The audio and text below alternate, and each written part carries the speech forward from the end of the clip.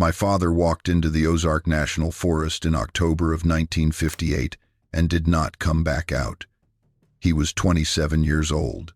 He was a camp cook for a timber crew working a section of the Sylamore Ranger District, up in the drainages above North Sylamore Creek in Stone County, Arkansas.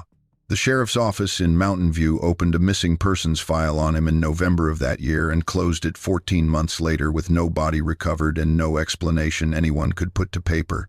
My mother spent the rest of her life believing he had drowned in the creek and washed out into the White River, which is what people told her because it was easier than saying they had no idea. I spent the rest of my life believing the same thing, because children accept what they are given when they are too young to ask different questions. I was 6 years old when he disappeared. I am 71 now. And in May of 2019, 61 years after Harlan Pruitt walked off into those limestone ridge woods and vanished, I found him. He was alive. He was 88 years old, and he was living in a hollow in the National Forest with 2 grown children that were half his blood and half of what no university department in this country has a classification for. Before we get into it, let me know where you're watching from and if you've had an encounter like this. My name is Beverly Pruitt Taft. I was born in Mountain View, Arkansas, in October of 1952, which makes me a Stone County girl by origin, even though I spent most of my adult life in Batesville, over in Independence County, after I married Jimmy Taft in 1975. Jimmy passed in 2011. We had 1 daughter, Carla, who is now in her mid-40s and lives in Jonesboro with her family. I tell you about Carla because she is part of this story, and because her skepticism at the beginning and her silence at the end are the 2 things that tell you more about what we found than anything else I can say. I retired in 2014 after 31 years as the head librarian at a branch of the Independence County Public Library System. I say that because people hear retired librarian and they picture someone who confused a dream with reality, or someone who has read too many paperback novels and started applying fictional logic to the world. I want you to have that picture in your head, and then I want you to spend the next hour understanding how badly it does not fit what I am telling you. Stone County, Arkansas, in 1958, was not a place that connected easily to the rest of the world. Mountain View, the county seat, had about 1,600 people. The roads leading away from town toward the National Forest were not paved. Most of them were gravel when they were anything at all. And beyond the gravel were logging tracks rutted so deep that trucks with low clearance left parts of themselves in the mud. My grandmother Ada, who raised me after my father disappeared and my mother's health began to decline, used to say that Stone County sat between 2 mountains and minded its own business, and that was exactly how everyone who lived there preferred it.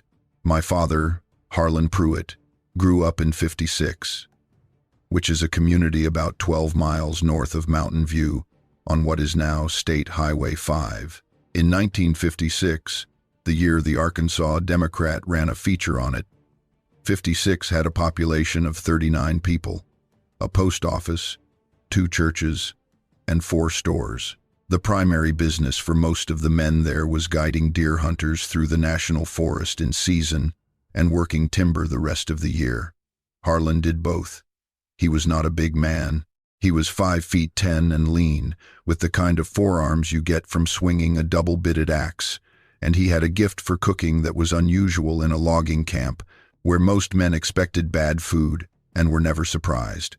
He could make a Dutch oven biscuit over a wood fire that people talked about for months after a season ended.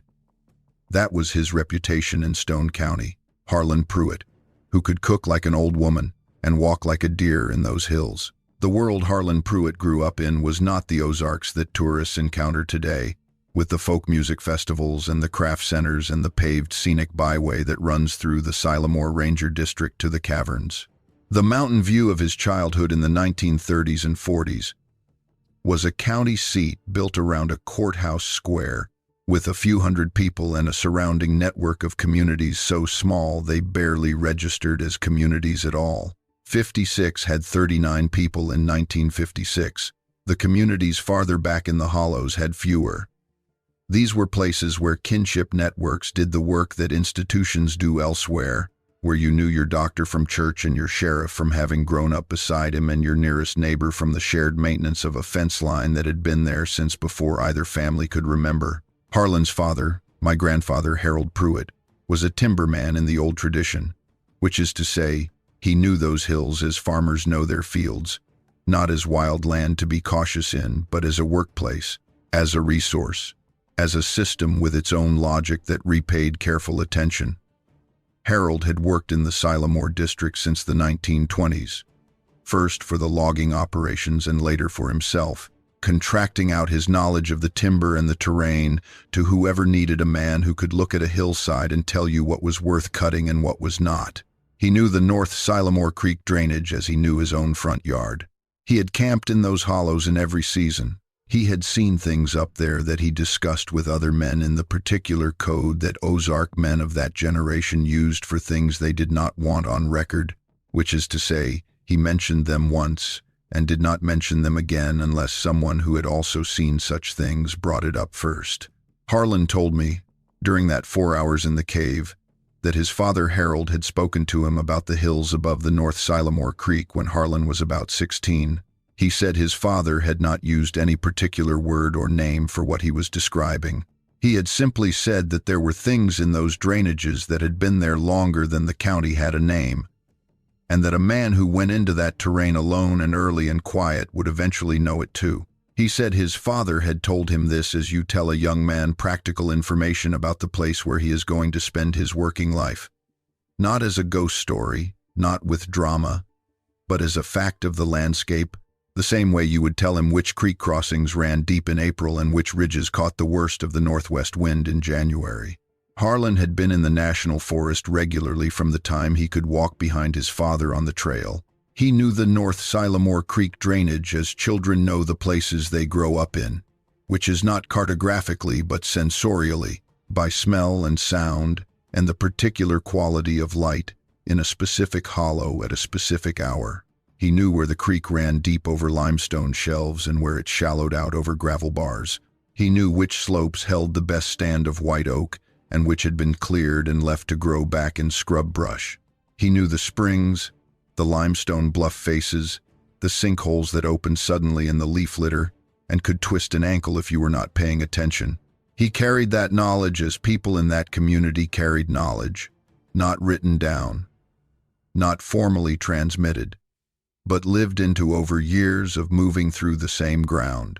When he took the job with the Stave Bolt crew in the summer of 1958, it was partly because the wages were better than anything else he could find in Stone County that year, and partly because the section they were working was terrain he had been through before, terrain he had walked for most of his working life. Quick thing before we get into it. I have a book coming out. It's called the Bigfoot Codex. It's a compilation of all my research and findings. It's kind of my baby. So if you want to check it out, links down below. And let's get you back to the video. He knew those slopes the way a man knows land he has earned. He knew that drainage. He knew the bluff line above the North Sylamore. He had walked it a dozen times. He had not known about the cave entrance, because it was not the kind of thing you noticed without the particular angle of morning light and the specific attention of a man who was already listening for it. He had also been listening in another way that I understood only after talking to him in the cave. He had been listening to the language of the hills themselves, which is different from and older than any human language, but which is also, in the specific way of things that have been present long enough, a kind of grammar. The sounds of those drainages follow patterns that a person who pays close enough attention can learn to read. Not as words, not as communication in the deliberate sense, but as information. The quality of silence in a hollow where a large animal is present is different from the quality of silence in a hollow where nothing is. The movement of birds in the canopy when an animal below them is moving is different depending on what that thing is. The way a creek bend carries sound, how the limestone bluffs reflect and amplify certain frequencies, the directional drift of smell through terrain with varying elevation and air movement, these are all readable to a person who has spent decades in the same hills, paying the kind of attention his father had modeled for him.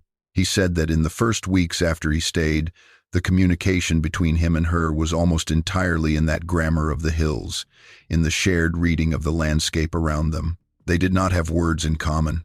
What they had was an orientation toward the same place and the same information. And that shared orientation was, he said, a more immediate form of mutual understanding than language often is, because it was concrete and sensory, and there was no possibility of misrepresenting it. He could not lie to her about what he saw when they both looked at the same hillside. The facts were there between them, and what emerged from that shared relationship with the facts of the place, over weeks and then months and then years, was a form that began to resemble language without being language, a system of reference and response that served the practical needs of their shared life, and that, over time, became the foundation for the more complex communication that Harlan described as developing slowly across the first decade. He said the closest analogy he had for it was the way old married couples develop a private language that no one outside the marriage can fully decode, where a look or a gesture carries years of accumulated meaning, and where the most important things are often communicated in the smallest gestures. He said it was that, but built from the beginning rather than accumulated over time, and built without the shared cultural inheritance that human married couples bring to the task. They had had to make it from nothing, from the raw material of two beings paying close attention to the same world from adjacent positions. And what they had made was, he said, sufficient, more than sufficient. It was the most fluent he had ever felt in a relationship with another person, because there was no gap between what he understood of her and what was actually the case, in that there is always a gap in human relationships between what you understand of a person and what they actually are. I thought about Jimmy when he said this. Jimmy Taft, who was a kind and honest man and who loved me steadily for 36 years, and with whom I had still, always, the particular incompleteness of human understanding, the always remaining gap between what you know of the person you love and what that person fully is. I had accepted that gap as the condition of love between humans. Hearing my father describe that phenomenon of closure did a complicated thing to me that I am still working out. He had been listening for this since his father told him to. That was 22 years of listening. 22 years of early mornings in the National Forest with his ears open and his mind in the particular state of calm attention that his father had modeled for him and that the hills themselves enforced if you were quiet long enough. He had heard things in those years that he had not discussed with anyone, not with my mother and not with his crew and not with the old men in 56, because he had not had enough certainty to speak. What he heard on those 4 nights above the Stave Bolt camp in early October of 1958 was not a new sound. It was the confirmation of a sound he had been accumulating context for his entire adult life. When he recognized it, the recognition was not surprise. It was arrival. He wrote that in the letter he never sent. He said the old-timers took it seriously even when their sons did not. He was not one of the sons who dismissed it. He was a son who had listened carefully to what his father said and had spent 2 decades waiting to hear it for himself. When he finally heard it, he knew what to do, which was to follow it and not be afraid, because his father had told him not to be afraid, and because Harlan Pruitt was not, at his core, a man who let fear determine his direction. That is the thing I have come to understand about him. In the years since I found him, that matters more to me than any of the other things. He was not reckless. He was not running from anything. He was a man who had been moving toward a specific thing for his entire life. And when it presented itself to him in the pre-dawn dark of an October morning above the North Sylamore Creek, he went toward it exactly as he had always planned, which was carefully and without a weapon and without pretending he was not afraid, when in fact he was afraid but had decided the fear was not the point. My grandmother Ada used to say that Harlan Pruitt had been born with the hills already in him, that he was the kind of person who carried a landscape in his body as some people carry music. She meant it as a compliment, though it was also the most accurate description of a loss she ever articulated in my presence, because the hills in him were part of what made him go and not come back. I did not understand that until I found him. I understood it completely the moment he came around that bend in the passage with his amber lamp and his white hair and his 88-year-old face, and I saw that he was exactly where everything about him had been pointing all along. He met my mother, Loretta Haynes, at a church social in Mountain View in the summer of 1949. They married the following spring. I was born 2 years later. My mother told me, in the few moments she ever allowed herself to speak about him, that he was the gentlest person she had ever known. She said he never raised his voice.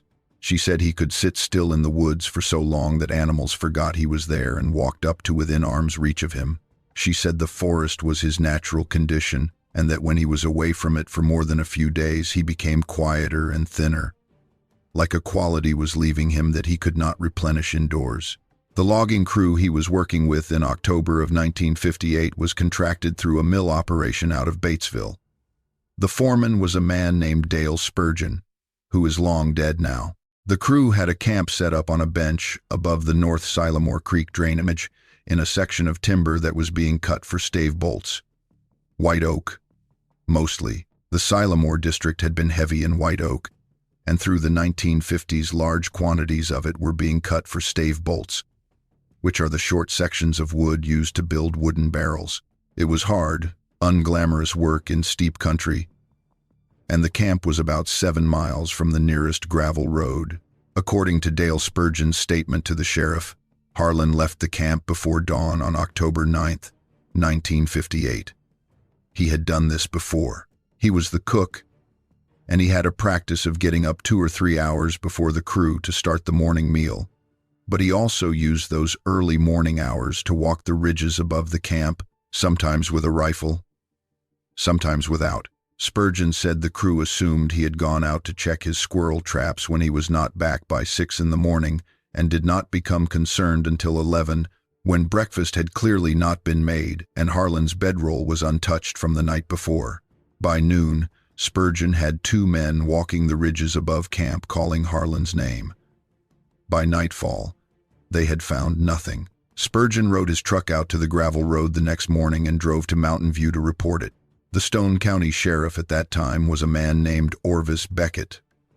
One of his deputies, Wayne Briley, handled the search coordination. They organized 2 separate efforts over the following 3 weeks, the first involving about 40 men on foot working the ridges in a grid pattern south and west of the logging camp, and the second, a week later, focusing on the North Sylamore Creek bed itself, walking the banks downstream toward where the creek eventually joined the White River drainage.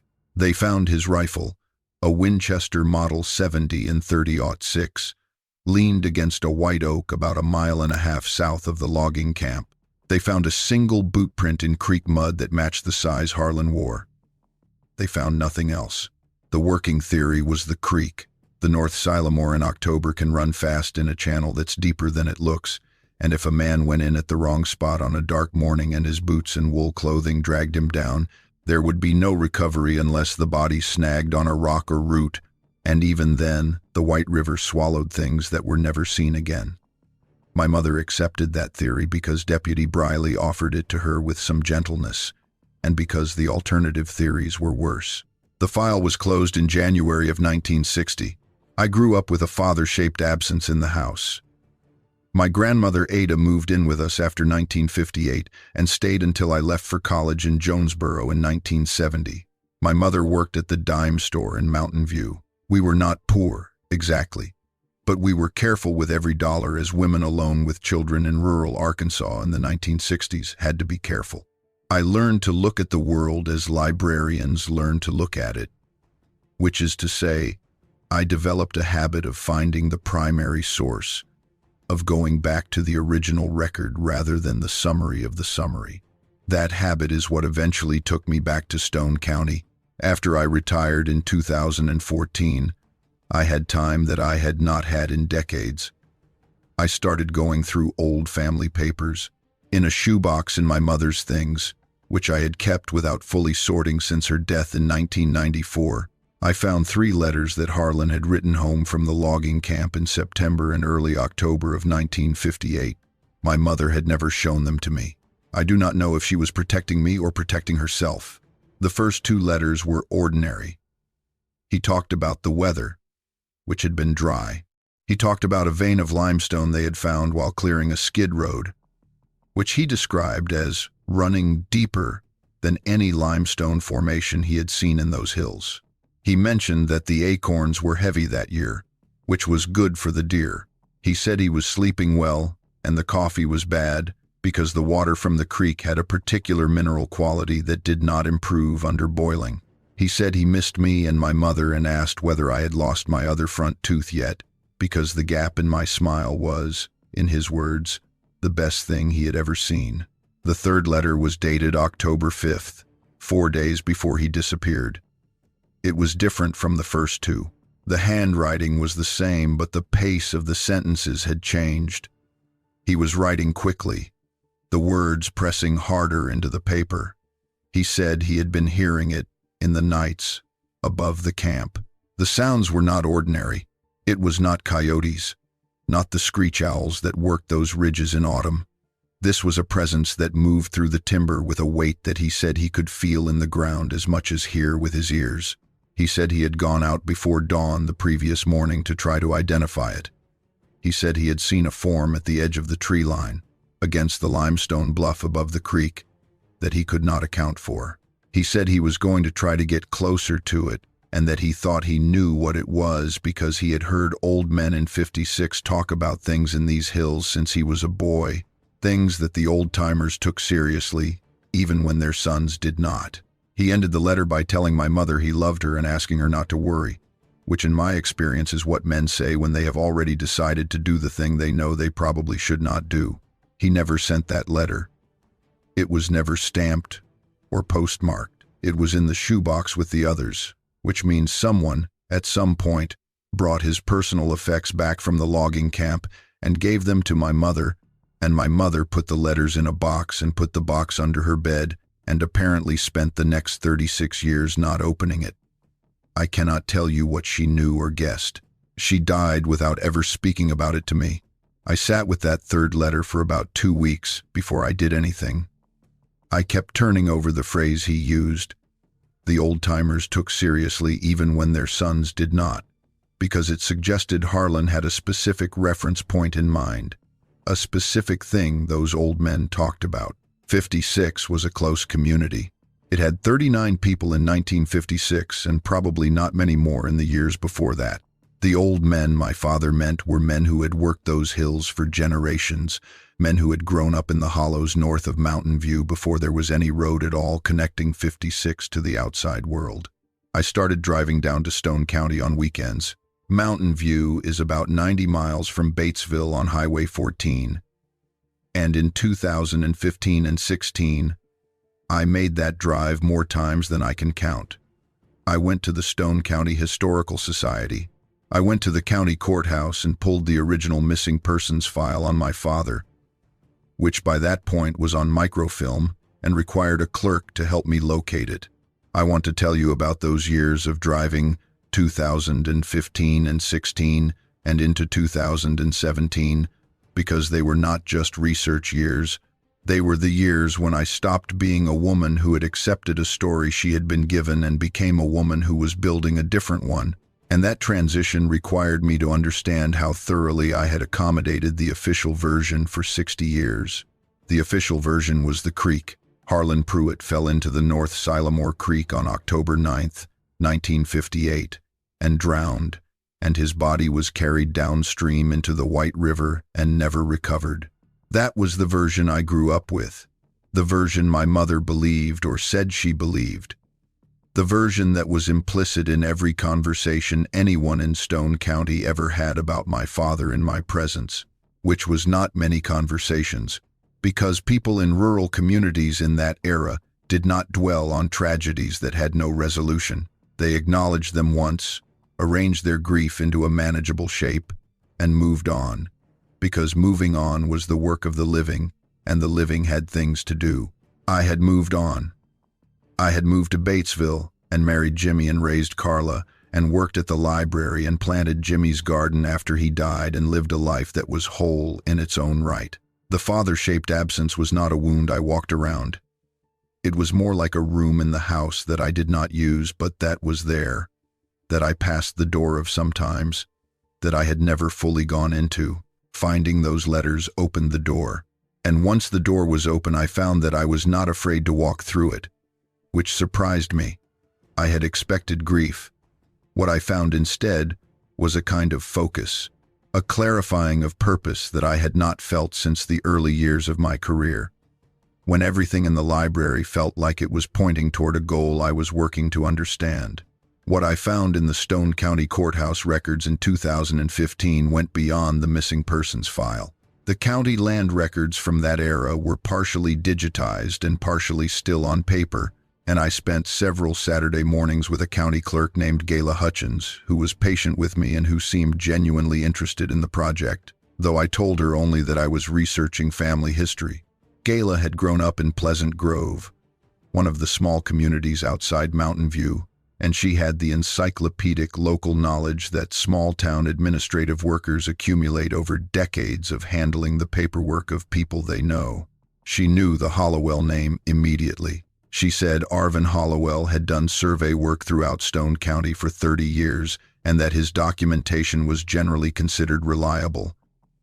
That if Arvin Hollowell drew a figure and put numbers on it, the numbers were good. She said this without any particular awareness of why it mattered to me, and I sat with it on the drive home. The idea that the man who had noted my father's initials on a sketch and written, "Do not pursue," was someone whose documentation was considered reliable.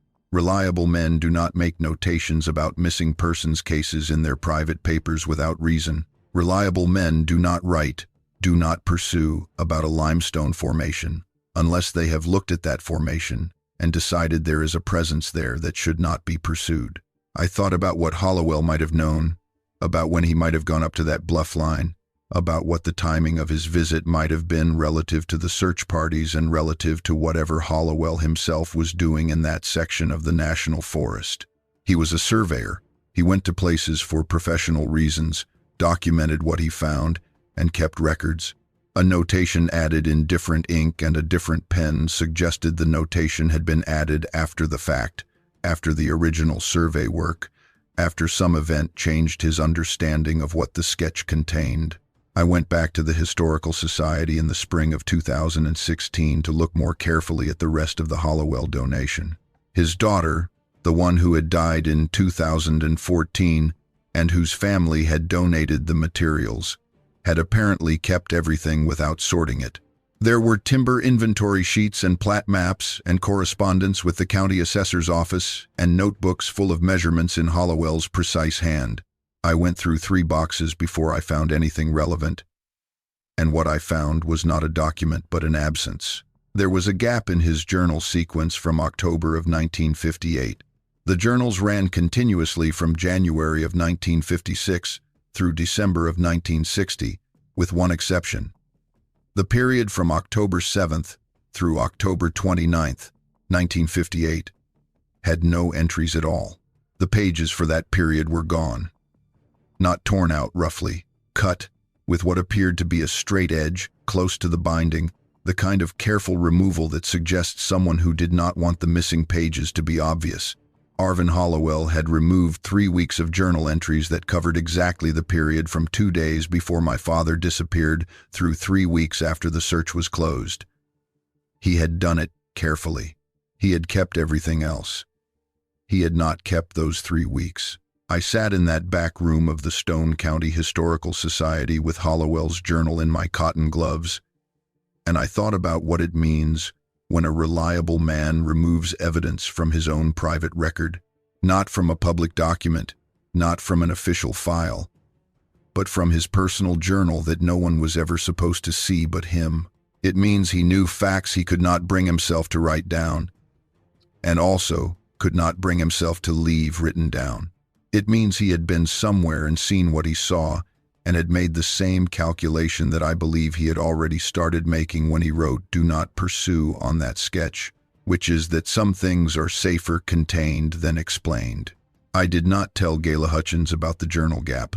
I put it back in the box as I had found it and drove home to Batesville and called Carla and told her about the gap and the cut pages. There was a long silence on the phone, and then Carla said, "He saw him." Not a question, a statement.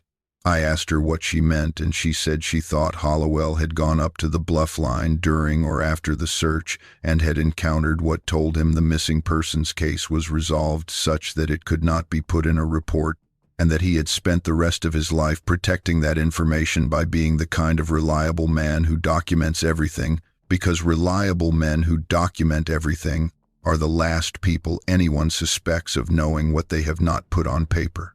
I found Wayne Briley's statement, which was mostly what I already knew, but at the bottom there was a note in a different hand, someone else's handwriting, that said simply, "Boots intact at camp. Rifle found south." No sign of water crossing. The note had no name attached to it and no date, but the paper it was on was different from the rest of the file, whiter and slightly heavier, as if it had been added later. I could not figure out what "boots intact at camp" meant. If his boots were at the camp, he had walked out of there in his stocking feet, in October in those hills. That detail had never been in anything I had read or heard about his disappearance. The official account was always that a boot print was found in the creek mud. If his boots were at camp, the print in the mud was not made on the morning he disappeared. I brought this to Carla in the winter of 2016. She listened carefully, with her chin in her hand, and when I finished, she said that the note might be about a different pair of boots, or might have been filed in error, or might mean nothing at all. Carla is a careful person. She is a nurse, which trains you to require multiple data points before committing to a conclusion. She was not dismissive. She just was not ready to reorganize everything she thought she knew about her grandfather's death based on a single unsigned note and a letter he never mailed. I understood her position. I had held it myself for most of my life. What changed things for Carla was the spring of 2017, when I found the map. In March of that year, I was in the back room of the Stone County Historical Society going through a collection of materials that had been donated by the family of a deceased county surveyor named Arvin Hollowell. Hollowell had worked for both Stone County and the Forest Service as a contract surveyor in the 1940s and 50s. His family had donated boxes of his working papers after his daughter passed in 2014. No one at the Historical Society had fully cataloged the collection yet. I was given a pair of cotton gloves and told I was welcome to look through anything I found interesting. In the third box, underneath a set of timber inventory forms dated 1953, I found a hand-drawn topographic sketch of a drainage basin north and west of the North Sylamore Creek. The sketch was on drafting paper, penciled in the precise hand of someone trained to work at scale. There were elevation lines, creek bed markings, and notes written in Hollowell's handwriting, but what stopped me was a notation in the upper left corner of the sketch, added in different ink and what appeared to be a slightly different pen, that read, H.P., last seen vicinity of this formation, October 9th, 58, and below that, in the same ink, limestone extrusion above creek, possible cave entry, 40 yards north of the marked bluff. Do not pursue. H.P. Harlan Pruitt. October 9th, 1958. Hollowell had been connected to the search. He had documented what he found. He had noted a specific location, a limestone formation with a possible cave entrance, and he had written, "Do not pursue," and then apparently never spoken about it publicly, at least not in any record I had ever found. He died in 1972. Whatever he knew, he had taken it with him, except for this sketch, which had been sitting in a box in his daughter's house for 42 years, before landing in the Historical Society's back room. I took photographs of the sketch with my phone before I left that day. When I got home, I called Carla. She drove down from Jonesboro that weekend. She looked at the photographs for a long time, and then said, quietly, that she thought we should go up there. It took us 2 more years to plan it properly. I want to be honest about that. I was 64 years old when I found the map and 66 when Carla and I had our first conversation about actually going into those drainages to look. By then, I was 67. And Carla had started reaching out to people who knew the backcountry north of Mountain View better than we did. She found a man named Burl Odom through the Mountain View Ranger District office, a retired Forest Service trail crew worker in his mid-60s who had spent 30 years in the Sylamore Ranger District and knew those ridges as most people know their own neighborhood. We told Burl we were researching the location of a 1950s logging camp for a family history project. That was not entirely untrue. Burl Odom was a quiet man with the build of someone who has spent decades doing physical work at altitude. He had deep-set eyes and hands that were permanently stained with what I suspected was a combination of pine pitch, axle grease, and 30 years of Ozark soil.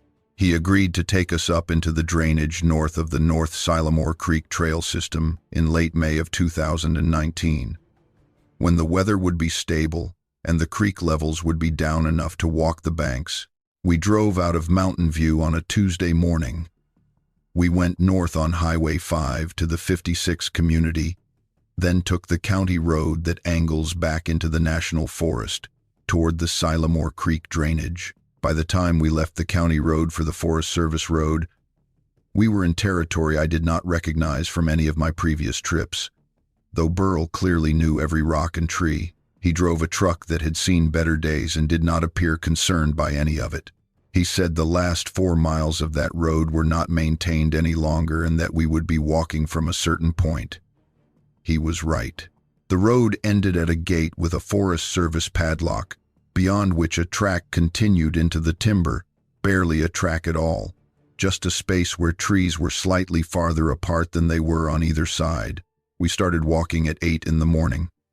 The weather was warm but not hot, which in the Arkansas Ozarks in late May is a gift. The oak and hickory above us were in full leaf, that deep early summer green before the summer heat turns things dusty, and the undergrowth was heavy with wild azalea and mountain laurel. The North Sylamore Creek trail system officially begins south of where we were, but Burl was not using any trail. He was navigating by elevation and feature, going north and west up a dry tributary draw that he said connected to the main limestone bluff line above the creek. He was doing it by memory and by the shape of the land. As people who have worked long enough in one piece of country stop needing maps, I had Hollowell's sketch, photographed on my phone, and I had printed a copy on plain paper and put it in a zip-closed bag in my pack. I looked at it periodically to orient myself. The limestone extrusion Hollowell had marked was at the head of a draw that entered the North Sylamore Creek drainage from the north, and based on his elevation markings it was at a certain height above the creek bed, where the bluff line broke into a series of irregular protrusions. Burl said he knew the bluff line I was describing. He said there was a section up there that had never been developed or trailed because the terrain was too difficult and there was no particular reason for people to go there. He said in all his years in the Sylamore district he had been through that section maybe 3 or 4 times. We reached the upper portion of the draw at around 11 in the morning. The limestone bluff above us was perhaps 60 feet high at its tallest, running east to west in a broken line that stepped down in sections, with cedar trees and Virginia creeper growing out of every crack and ledge. The creek below was audible but not visible. The air smelled of wet stone and last year's leaves and a heaviness that I noticed but did not identify at the time. A heaviness in the air that I thought was just the closeness of the hollow. Burl stopped at a point below the bluff and said he was pretty sure the formation Hollowell had sketched was another 200 or 300 yards west along the bluff line. He said we should watch our footing because the limestone slabs were loose in places and there were sinkholes obscured by leaf litter. Carla was behind me with her own pack. She had brought water purification tablets, a first aid kit that was more comprehensive than anything I would have thought to pack, and a satellite communicator device, the kind hikers carry now that can send a position signal to emergency services even without cell coverage. She had also brought a camera, a good one, not a phone camera. I had not asked her to bring a camera. When I noticed it at the trailhead that morning, I felt something shift in me that I did not know what to do with. The formation Hollowell had marked was, when we reached it, obvious. There was a section of limestone bluff where the rock had fractured and slid outward at the base over some geological span of time, creating a wedge-shaped protrusion that jutted out from the main bluff face like the prow of something enormous. Behind the protrusion, in the gap between the slid section and the main bluff wall, there was shadow. Deep shadow, the kind that doesn't resolve when your eyes adjust because it's not just shade but absence of light. An opening. Not large, maybe 4 feet high and 3 feet wide at its widest point. Irregularly shaped. Naturally. Because it was exactly that. Because it is exactly that. Burl saw it too. He stopped walking and stood there, looking at it for a moment, and then said he had not known that was there. He said it in the particular tone of a man who has covered the same ground dozens of times and is surprised to find something he missed. He said it could be a blowhole, a small entrance to a cave system, which were common throughout the Sylamore district, because the whole plateau there sits on a karst limestone base, and the hills are honeycomb with passages. He reminded me that Blanchard Springs Caverns, which is 15 miles northwest of Mountain View, was for years known only as Half-Mile Cave, and was thought to be a single-chamber system before professional exploration, in 1960, revealed it to be an 8-mile network. He said that kind of hidden extension was the rule in this geology, not the exception. I want to stop here and tell you what I was feeling. I am a retired librarian from Batesville. I am not an adventurer. I have never been inside a cave in my life, unless you count the Blanchard Springs Caverns tourist tours, which I have taken twice, and which are lit with electric lights and equipped with paved walkways and handrails. I was standing on a limestone slope in a national forest, 61 years after my father had presumably walked out of a logging camp and into these hills and never come back. And I was looking at a hole in a rock face that Arvin Hollowell had noted in the same sketch where he wrote my father's initials. The notation was, "Do not pursue." I have thought about that phrase every day for years. I have thought about whether it meant danger or whether it meant something else, whether it was a warning or a direction, whether Hollowell had looked into that hole and found something he could not explain, or whether he had found something that explained everything and decided the explanation was not something he was willing to put in writing. Burl said we should not go in without proper equipment, which was correct. He said a cave entry you have not scouted is not something you enter without rope and lights and someone outside who knows exactly where you are. He was being professional, and he was entirely right. Carla agreed with him. I agreed with both of them. We sat down below the formation and ate our lunches, and I told Burl the real reason we were there. The missing persons case. My father. Hollowell's sketch. He listened without interruption and then sat there for a minute after I finished, eating a peanut butter sandwich, looking up at the bluff.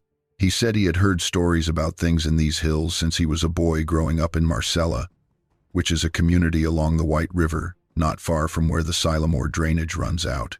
He said his grandfather had worked timber in the Sylamore district before World War II and had told stories about sounds at night in those hollows that the other crew members would not talk about in daylight.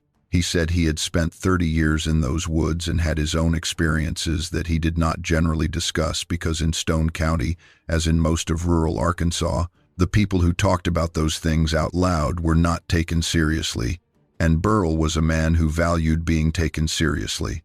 He asked to see Hollowell's sketch again. I handed him the zip-close bag and he held it up and looked at it for a while, turning it slightly to read the notations. Then he pointed at a spot on the sketch about 100 yards west of the cave formation and said there was a spring marked there that came out of the base of the bluff. A cold water seep that in a dry October like the one in 1958 would have been the best water source for a mile. He said any large animal, and he said those words carefully, any large animal working that drainage would have used that spring and would have known that hollow and every feature of it. He folded the bag closed and handed it back to me without saying anything further. We went back out to the truck and drove back to Mountain View. Carla and I ate dinner at a place on the square and barely spoke. She said, when we were almost done, that she had counted 2 sets of large impressions in the leaf litter near the base of the bluff that she had not mentioned at the time because she wasn't certain enough. She said they were not bear, which she said, with enough confidence, that I did not push her on it. By 2019, the black bear population in Arkansas had recovered significantly from the near-extinction numbers of the 1950s, when there were maybe 40 bears in the entire state. But even a recovered adult bear leaves a print that Carla, who had spent years studying medical imaging and anatomy, said was not what she was looking at. She said the impressions she saw had a longitudinal axis and a heel-to-toe distribution that was not consistent with plantigrade bear locomotion. She said it in clinical language on purpose. I understood why. In between those two trips, I did not sleep well. I want to be truthful about that.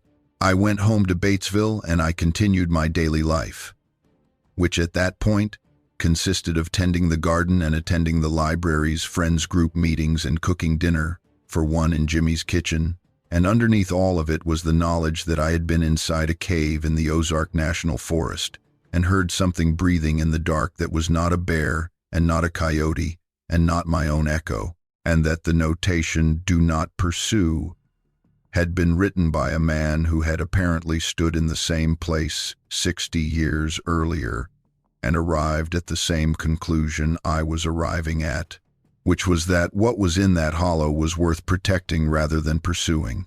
Carla called me several times in those 3 weeks. She had gone home to Jonesboro and resumed her nursing schedule, which runs on 12-hour shifts and does not leave much room for quiet processing. She called in the evenings, after her shifts, and we talked about logistics, mostly. The equipment Burl would need to source, the timing of the return trip relative to weather forecasts, whether we should bring more food in case we were inside longer than expected. She was practical about all of it, as she is practical about clinical situations, which is to say she organized the measurable elements and did not talk about the parts she was still processing. She called me on a Thursday evening about 2 weeks into the waiting period and said something that I have thought about since. She said she had been reviewing what she knew about acoustics in limestone cave systems and about the respiratory characteristics of very large mammals, and she said that what we had heard in that passage was consistent, based on its depth and resonance, with a respiratory volume substantially larger than any mammal she could identify that was native to Stone County, Arkansas. She said this in the careful language she uses when she is being precise about something difficult. Then she said, in a different register entirely, "I think Dad would have liked him." She meant that Jimmy, who had been the kind of man who believed in paying attention to things that did not fit the established categories, would have recognized what we had found as the right kind of evidence for the right kind of revision of one's understanding of the world. I did not say anything for a while. Then I said I thought so too. Burl Odom called me in the second week to confirm the equipment and to say something that I had not expected. He said he had been in those hills his whole working life, and that what we had described, combined with what he had seen himself on the first trip, was consistent with accounts he had heard from 2 or 3 other long-time Forest Service personnel over the years, accounts that had never been official and had never been put in writing because there was no official category to put them in. He said the Forest Service people who worked the Sylamore Ranger District for long stretches tended to develop a private understanding of the district that was somewhat different from its public description, and that this private understanding involved an acknowledgement that certain areas of the terrain were best left unexamined for reasons that could not be specified in any operational document. He was not being dramatic about it. He was being factual in the careful way of someone who has worked for a government agency long enough to understand the distance between the official account and the actual knowledge of the people doing the work. He asked me, before we got off the phone, whether I was certain I wanted to go back. He said it not as a discouragement, but as the question any responsible person asks before leading 2 women in their 60s into a remote section of national forest with no cell coverage to do something that was neither authorized nor expected by anyone who would know where to look for them if they did not come back out. I told him I was certain. He said he thought so, and that he would pick us up at 6 in the morning 3 weeks from Saturday. The drive to Mountain View from Batesville on those spring mornings had a particular quality that I want to try to describe. Highway 14 runs east to west through the limestone ridge country between the 2 towns. and in late May the land alongside it is in the full press of its best season, the oak and hickory in their new leaf, and the creek bottoms running with water from the spring rains, and the roadsides bright with red bud that is almost past and wild azalea that is just beginning. I had driven that road all my life. It was the road from Mountain View to Batesville, the road from my childhood to my adult life, the road between the county where I was born and the county where I chose to live. On those spring mornings it felt like something else. It felt like the road between who I had thought I was and who I was becoming, which is the same road, traveled in a different direction, with a different purpose at the end of it. We went back 3 weeks later. The second time we had headlamps, rope, and a proper caving light that Burl had borrowed from someone he knew in the Mountain View Ranger District office. Burl had also called ahead to make sure the gate on the Forest Service Road was accessible, using his connections from his years of service. We parked and walked the same route. It took us about 2.5 hours to reach the formation. The entrance to the cave was the same. Nothing about the exterior had changed, or if it had, we could not tell. Burl rigged a rope anchor to a cedar tree above the entrance and ran a fixed line down to the opening. He went in first, on his belly for the first few feet, then reported that it opened up inside and that he could stand, more or less. Carla went next.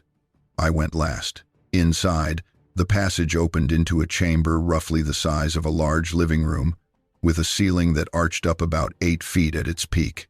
The walls were limestone, pale and striated, with flowstone formations along the lower sections and a narrow trickle of water running along the base of the far wall.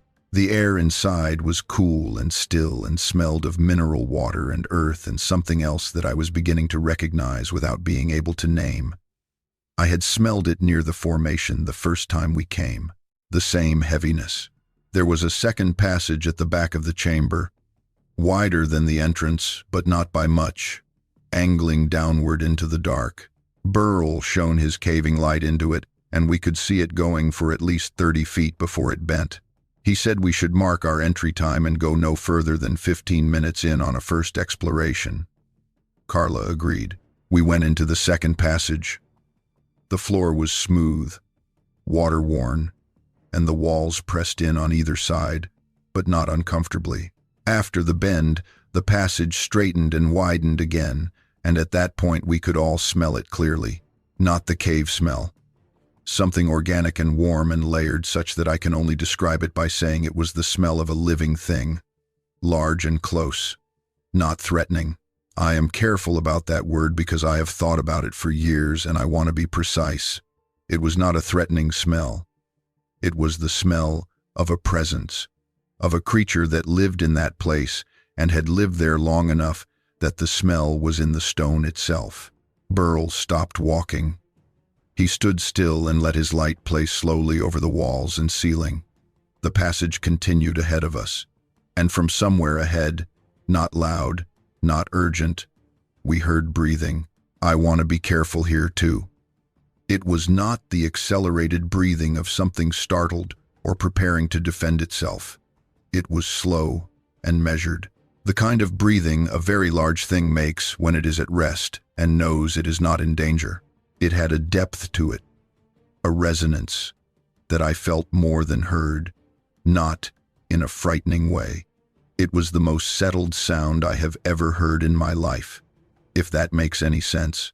The breathing of an animal that has been in that place for a very long time and has no particular concern about being there.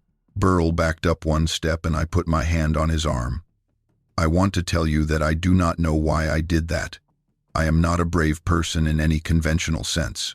I have had moments of cowardice scattered through my life that I am not proud of, but standing in that limestone passage, with that breathing ahead of me and the smell of an ancient presence in the air, I was not afraid.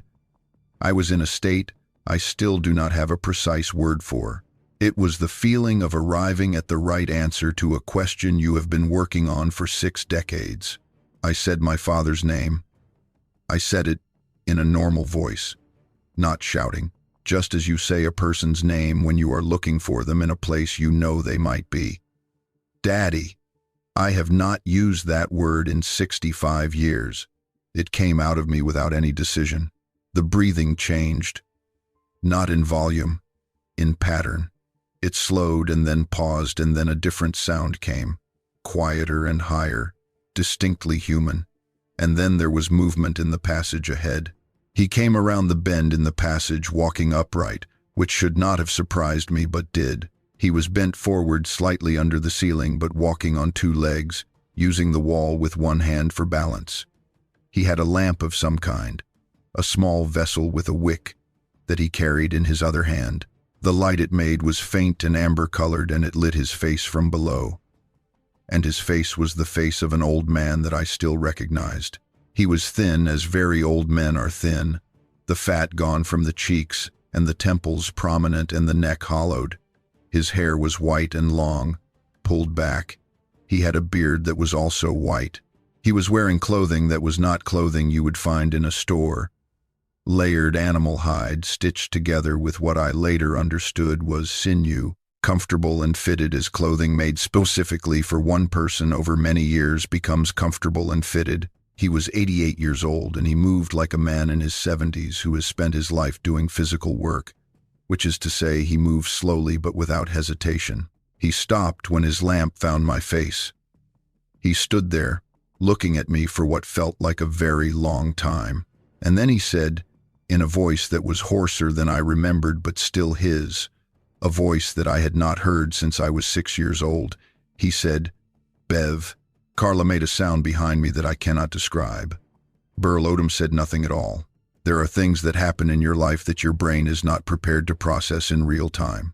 This was one of them. I walked toward my father, and he did not move, and I put my arms around him, and he was solid and warm and real, and he smelled like the cave and like the larger presence behind him and like the man I remembered sitting at our kitchen table in '56 when I was small, and I held on to him in that narrow limestone passage in the Ozark National Forest until my arms stopped shaking. He said we should come back further. He said we should meet his family. I held his face in my hands. I did not plan to do that. My hands went to his face on their own, as hands do when they are confirming what the mind is not yet certain of, and his skin was warm and papery as old men's skin is, and his cheekbones were exactly where I remembered them from the photographs, from the 2 or 3 photographs we had of him that survived the years in my mother's house. And I said something, I do not know what, some sound that was not quite a word, and he put his hand over mine and held it there against his face and closed his eyes.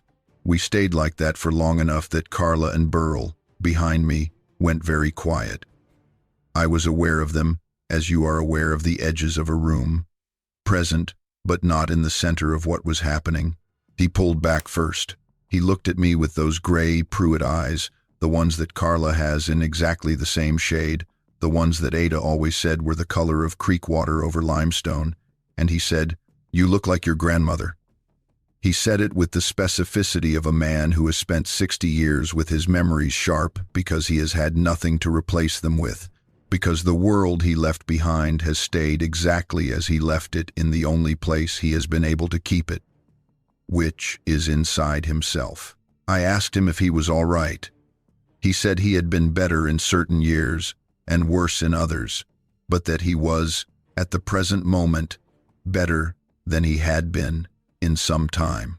He asked about the world outside as someone asks who has been without access to it for a long time, not anxiously, not with the urgency of someone who has been deprived of a resource they need, but with the quiet curiosity of someone who has made their peace with their distance from a place and remains interested in it as you remain interested in a country you once visited.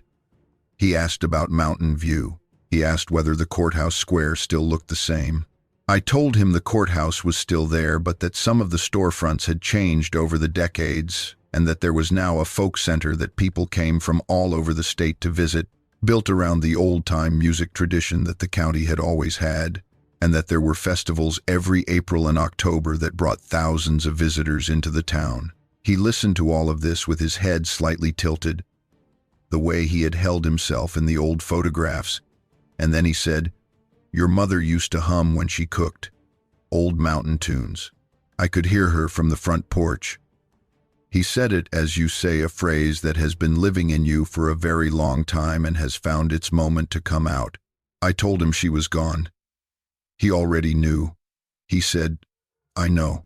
I have known for a long time. I asked him how he knew.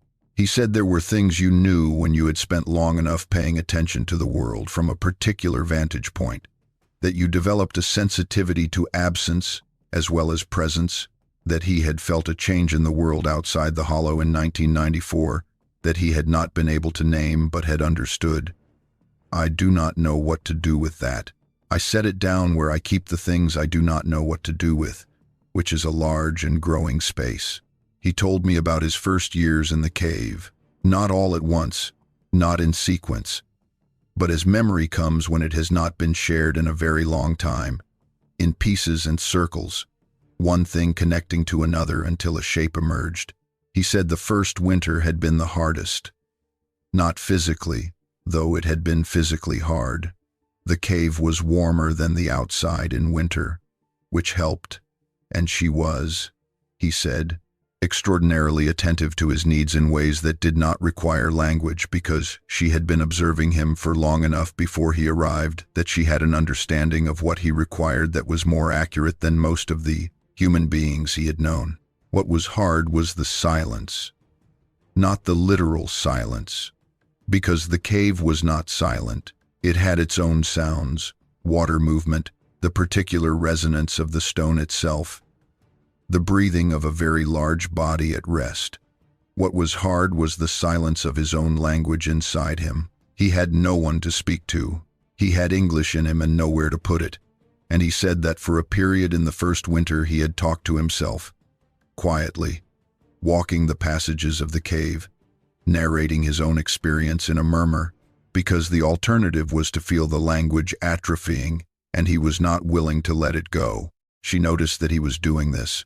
He said he was certain of it because one morning in January of that first winter, she sat across the small fire he had learned to build in a specific section of the cave, where the ventilation drew the smoke out through a crack in the upper wall, and she listened to him talk for perhaps an hour.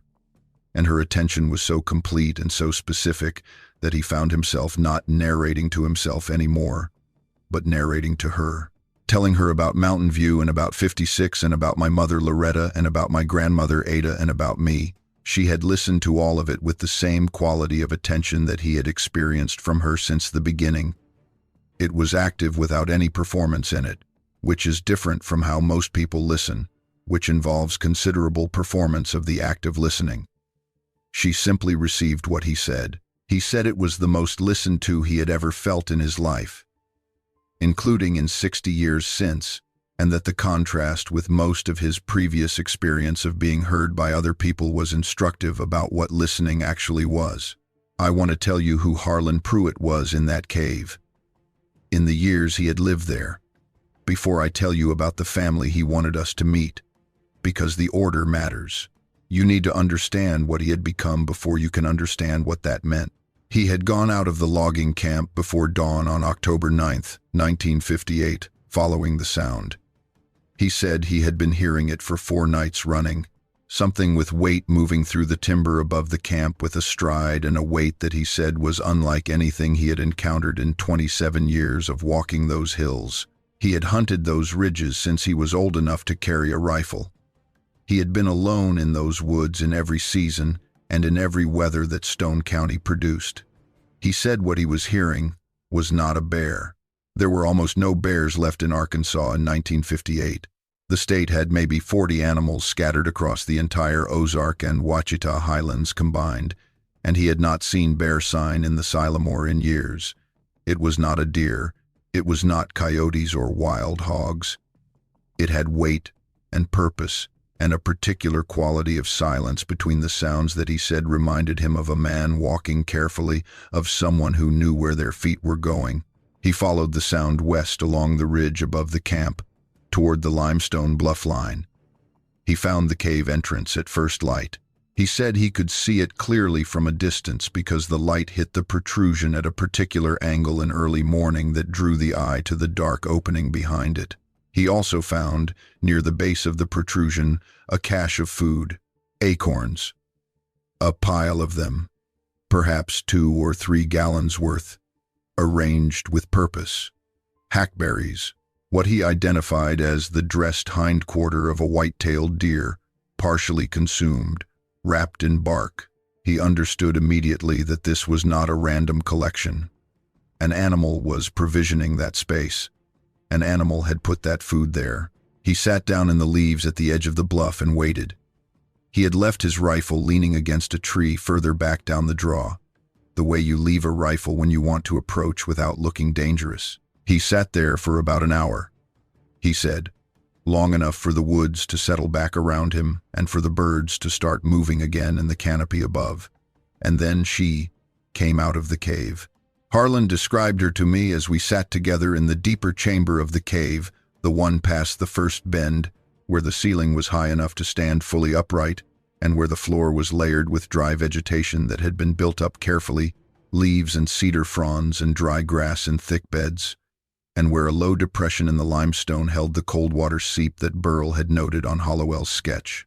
It was the most habitable space I had ever been in that was not built by human hands, and the reason it was habitable was because someone had worked to make it so over a very long time. She was, he said, roughly 8 feet tall and heavily built in the manner you build when your frame requires that mass to function.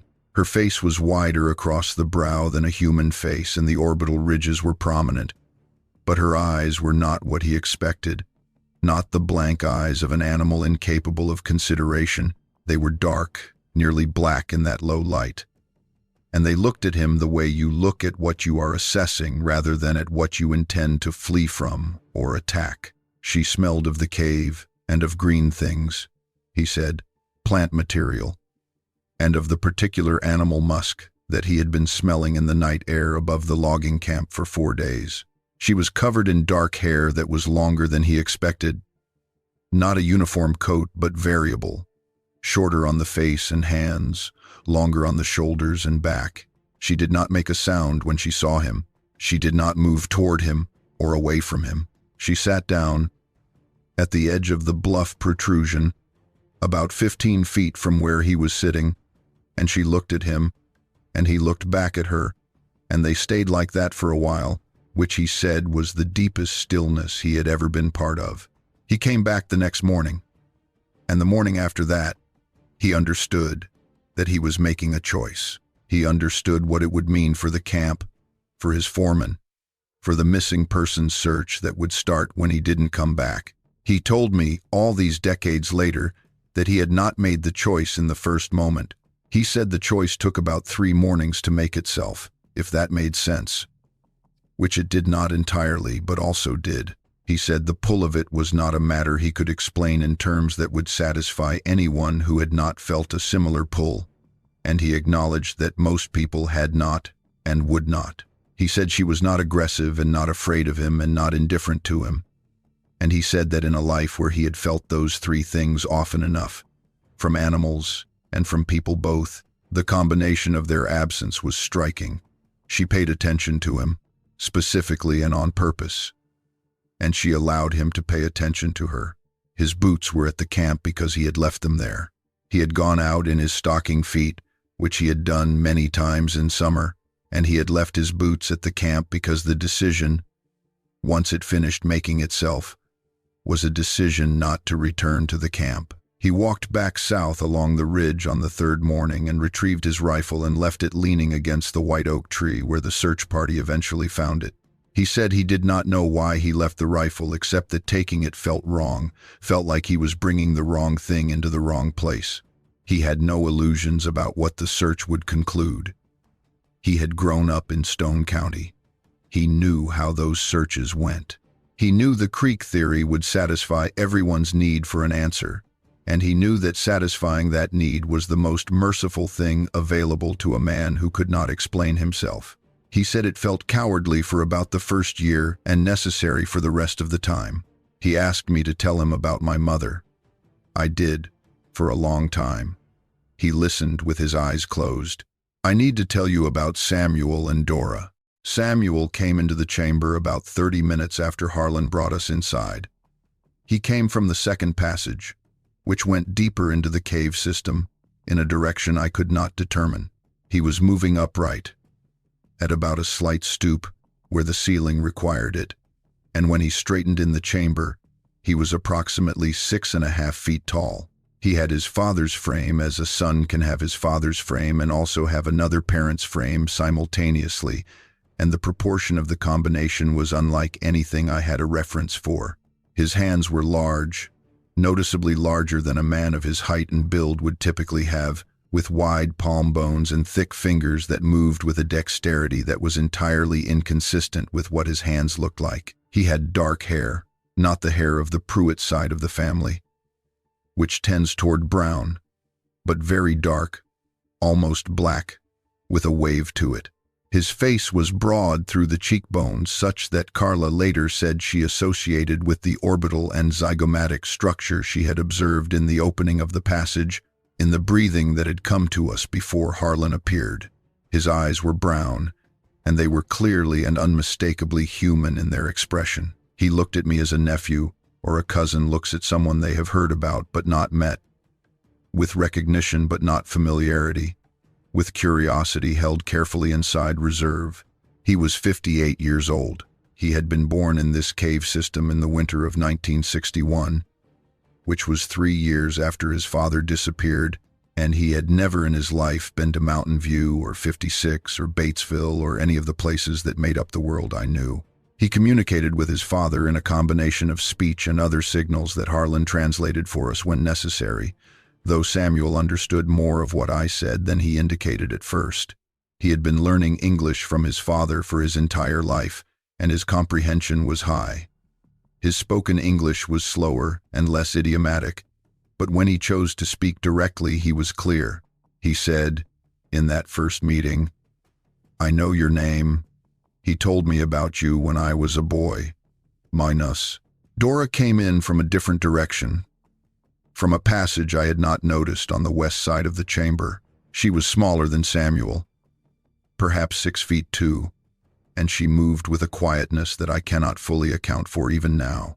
Her hair was lighter than her brother's, and she had their father's eyes, that particular Pruitt gray that all the family photographs show, which my grandmother Ada used to say was the color of mountain water. She was 55 years old, and she was carrying a flat piece when she came in, a flat piece of limestone about the size of a large cutting board on which there were several items of food: dried meat, pawpaw fruit, something I thought were wild plums. She set it on a ledge with a care that was deliberate, and then looked at me, and then looked at Harlan, and then looked at me again. Harlan said she had known this day might come, and that she had decided to believe it would be good. The 3 grandchildren appeared over the next 2 hours, entering from various passages and settling in the chamber with the particular watchfulness of children who have been told to behave around visitors. They ranged in age from what appeared to be early to mid-20s down to perhaps 18. Their features were more strongly their grandmother's than their parents' had been, taller and broader and with the longer limbs and the particular depth of the orbital ridges, but their eyes and the quality of their attention were human in ways that I kept catching and then losing again as the light in the chamber shifted. I want to be honest about the 3 grandchildren.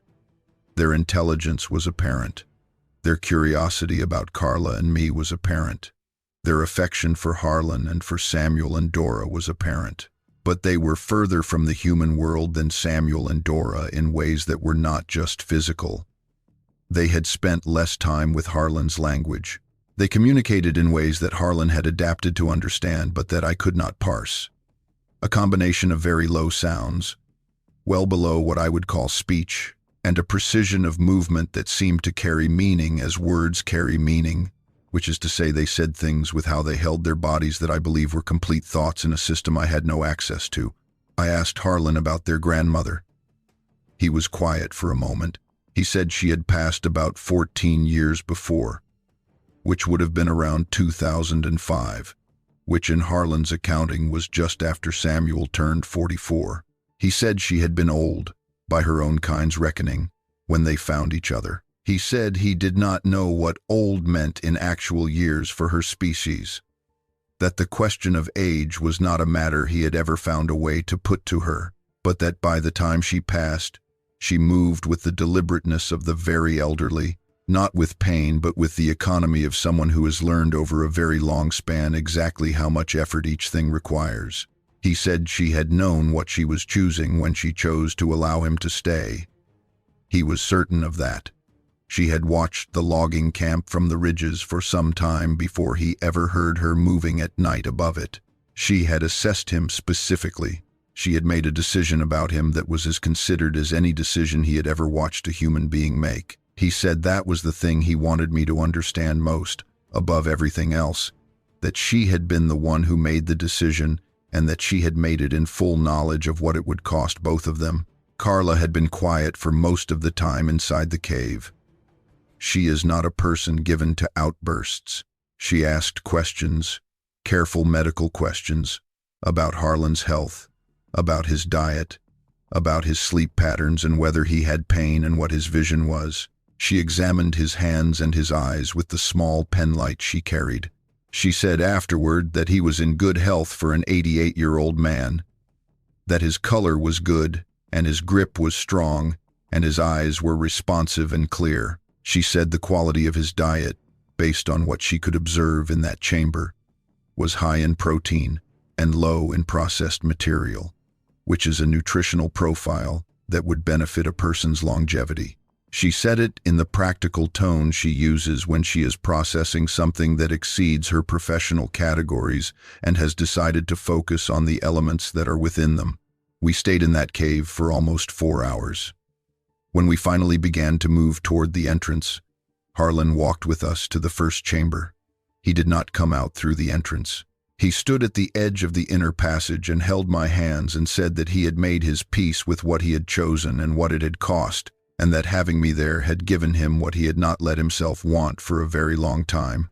Because wanting things you cannot have is a particular kind of suffering that he had found it necessary to stop practicing. He said he loved my mother.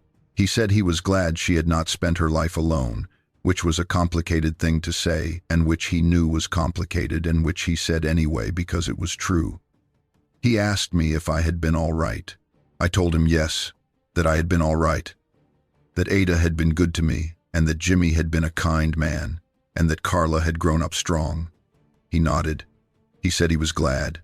He asked us not to bring anyone else. He said it with the calm certainty of someone who has thought the matter through from every angle over a long period of time and arrived at a conclusion he is not interested in revisiting. He said Samuel and Dora and the grandchildren had their safety in that hollow exactly because no one knew they were there, and that a single wrong conversation in Mountain View, a single set of footprints followed to the wrong conclusion by the wrong person, would end everything they had built in that limestone system over 60 years.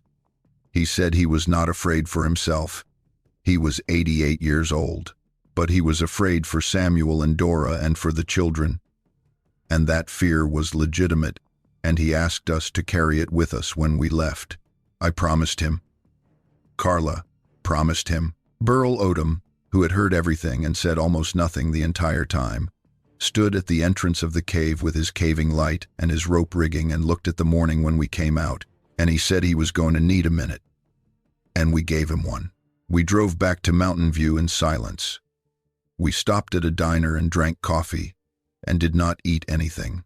After a while, Carla put her hand over mine on the table and said she had taken approximately 400 photographs while we were inside and that she intended to store them so that no one would ever find them unless one of us chose to make them available.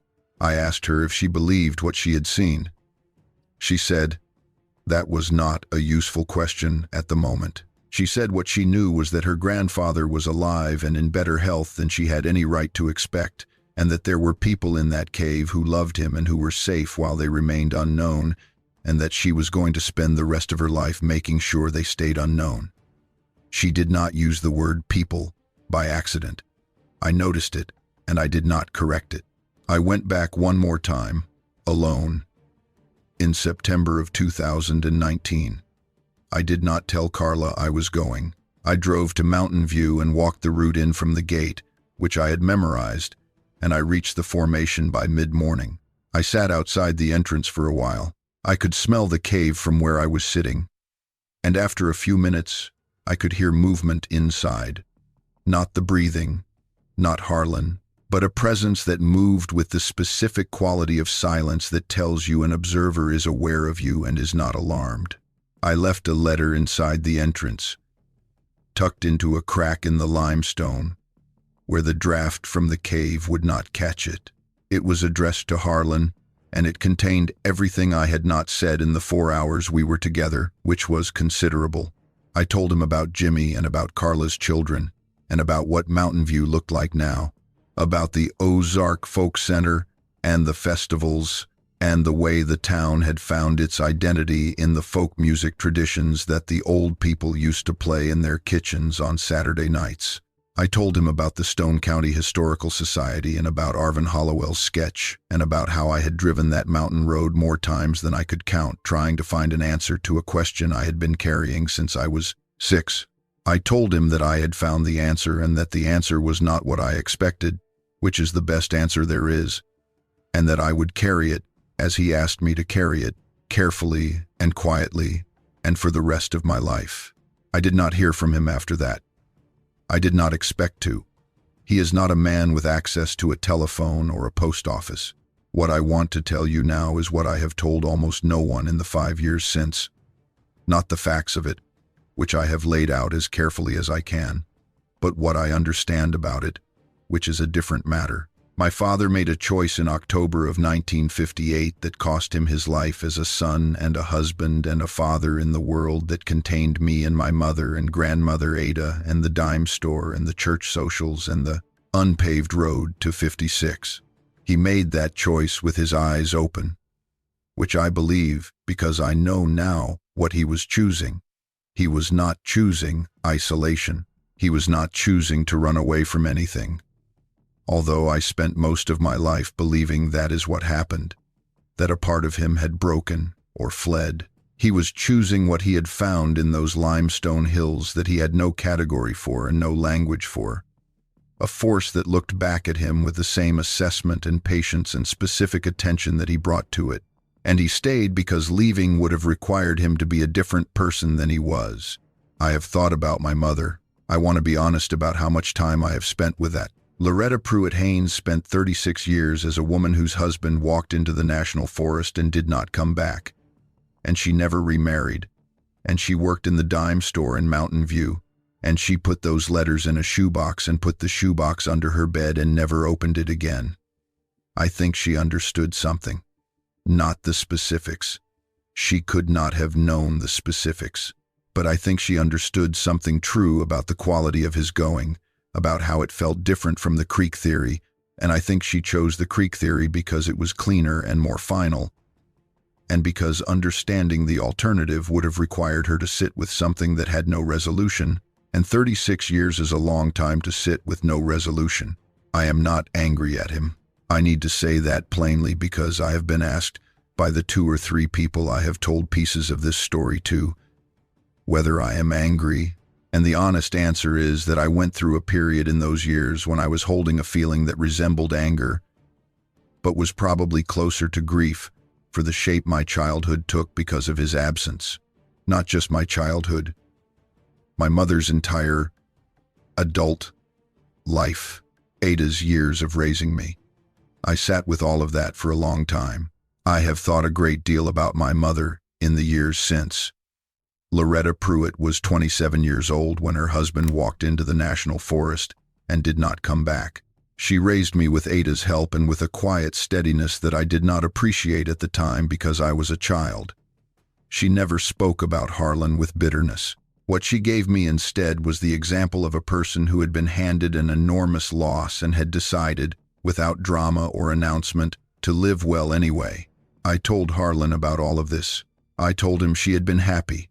Not in a burst or a peak, but in the steady daily way that is probably the truest form of happiness, and that she had made a good life in the 36 years after he left. He listened with his eyes closed, and when I finished, he sat without speaking for a long moment. Then he said she was the best person he had ever known, and he said it in the present tense. And I did not correct the tense because I understood what he meant by it. But what I found in that cave was not a man who had abandoned his family for comfort or for freedom. He had not been comfortable. not in any way that anyone who spent time in a limestone cave system in the Ozarks would recognize as comfort. He had been present for a purpose. He had witnessed a life being built in the most difficult possible conditions by two adults who had no common language and no shared point of reference except a hollow above the North Sylamore Creek and a willingness to pay attention to each other for as long as it took to understand each other. He had helped raise two children in the dark, literally in the dark of that cave for their first years, before he found ways to create light. He had done the work of a father and a husband in the most stripped-down possible version of those roles, with none of the infrastructure that makes them easier and all of the substance that makes them real. Samuel and Dora exist because Harlan Pruitt sat down at the edge of a limestone bluff in October of 1958 and did not leave. I find it difficult to hold that fact and my anger simultaneously.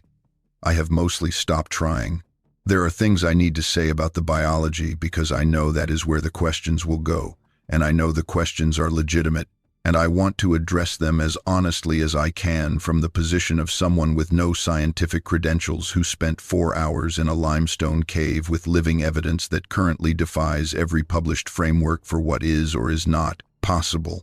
The karst limestone system under the Sylamore Ranger District is documented to be extensive. Blanchard Springs Caverns, which is 15 miles northwest of where we were, has more than 8 miles of surveyed passage across 3 levels. The Forest Service's own materials acknowledge that the full extent of the cave system in the area has never been completely mapped. The North Sylamore Creek drainage sits directly above one of the more complex sections of that karst geology. There are passages in those hills that have never had a human being in them. There are sections of the Sylamore Ranger District that are not trailed and not regularly accessed, and that Burl Odom, who spent 30 years in them, had visited only a handful of times. The logistics of a family living in an undisturbed section of that cave system for 60 years are not, when you map them against what is actually known about the terrain, as impossible as they might initially seem. The biological questions are harder. I am not the right person to answer them. I can tell you what I observed, which is 2 adults who are clearly the biological children of Harlan Pruitt and of something that I have no scientific designation for, and 3 grandchildren who are further along whatever biological continuum is being expressed here, and that all 5 of them were alive and functioning and healthy in the spring and fall of 2019. I can tell you that Carla, who has a nursing background and an anatomy education and who examined Harlan closely and observed Samuel and Dora carefully for the full 4 hours we were in that cave, did not identify any pathological findings in what she saw. I can tell you that the question of how those genetic combinations produce viable offspring in the first generation is one I have thought about every day for 5 years and do not know how to answer, and that the honest position is that I lack the tools to answer it, and that the alternative, which is to believe I hallucinated or fabricated or confabulated the entire experience, including the letter I found in a shoebox that a dead surveyor named Arvin Hollowell made notation on 60 years ago, is less satisfying as an explanation. There is a skeleton that was found in Blanchard Springs Caverns in 1955, 3 years before my father disappeared. The discovery was documented. It was incomplete, and the cause of death could not be determined. I have no information about that skeleton beyond what was reported at the time. I want to mention it because I thought about it for a long time after I found out about it, and I want to be clear that I am not drawing a connection. I am mentioning it because it is a documented fact about a cave system 15 miles from the formation where my father has been living for 61 years, in a region where the karst geology runs continuous under the plateau, and because the existence of that skeleton tells you a great deal about the history of human presence in those cave systems that the managed tourist tours at Blanchard Springs do not fully communicate. People have been going into those caves and sometimes not coming back out for a very long time. My father did come back out. That is what I want you to take from this above everything else. He came out of the passage with his amber lamp when I called his name, and he knew me immediately after 61 years, and he is alive in those limestone hills with a family who has kept him for 6 decades. I do not have a frame for what that is. I have spent 5 years looking for one, and I have not found it. What I have instead is the memory of standing in that cave with his hands in mine, and the smell of the cave around us, and the particular quality of silence that fills a space where an enormous presence is at rest, and the knowledge that the father-shaped absence I carried for 65 years of my life was not, in the end, an absence at all. He was there the whole time. There are things I cannot tell you and things I will not tell you, and I want to distinguish between them because the difference matters to me. The things I cannot tell you are the things I do not know. I cannot tell you what the full extent of that cave system is, or how deep it goes, or how many chambers there are beyond the 2 I was inside. Samuel moved through a passage that went somewhere I did not see, and the grandchildren came from directions that suggested multiple access points, some of which might connect to other sections of the Sylamore limestone. I cannot tell you the full dimensions of the family's territory within that system. I cannot tell you exactly when or how Harlan and the female established the kind of communication that would have been necessary to live together in the way they lived together. I can only observe the result, which was a functioning family over 61 years that produced 2 viable children and raised them in an environment that was, by every measure I can apply, loving and stable. The things I will not tell you are the things that would identify the specific location of that formation. I gave my father my word. I will not name the specific drainage or the specific section of the bluff line. I will not identify Burl Odom by anything that would allow someone to find him. The Sylamore Ranger District covers a significant area of Stone County and extends into parts of the surrounding counties. Within that area there are limestone formations along numerous creek drainages, and cave entrances that have never been formally documented or explored are not unusual. If you go looking for this specific hollow, you will find limestone bluffs and cave blowholes and cold water seeps throughout those hills, and that is by design, and the land has been keeping its own secrets in that way for a very long time. I will tell you that Carla and I are in agreement about all of this. We have talked about it many times since 2019.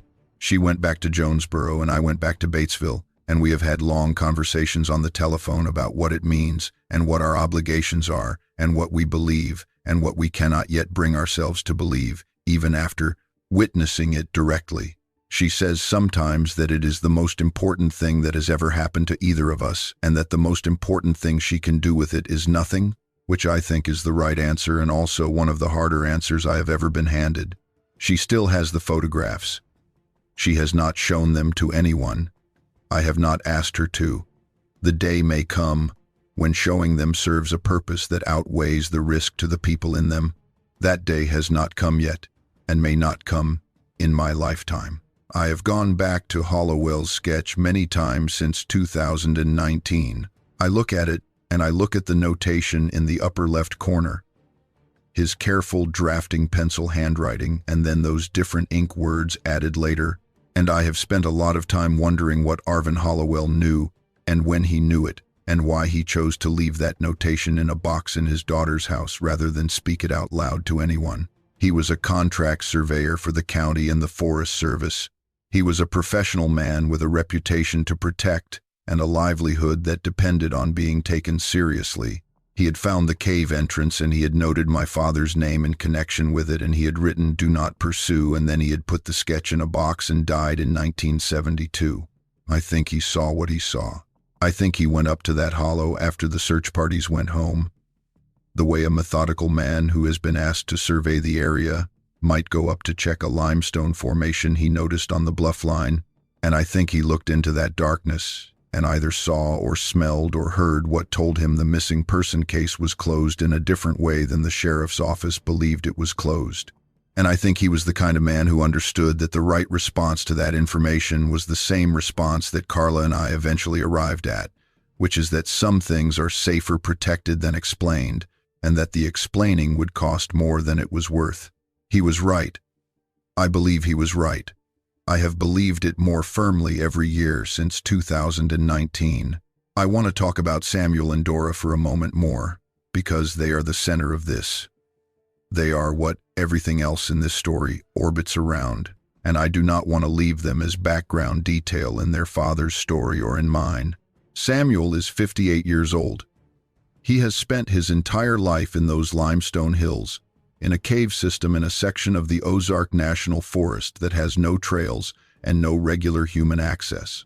He has never been to school, but his father taught him to read using whatever he could find, including old newspapers that Harlan says he occasionally found in accessible trash sites near the distant trailheads over the decades, which tells you about the reach of Harlan's awareness of the world outside the cave.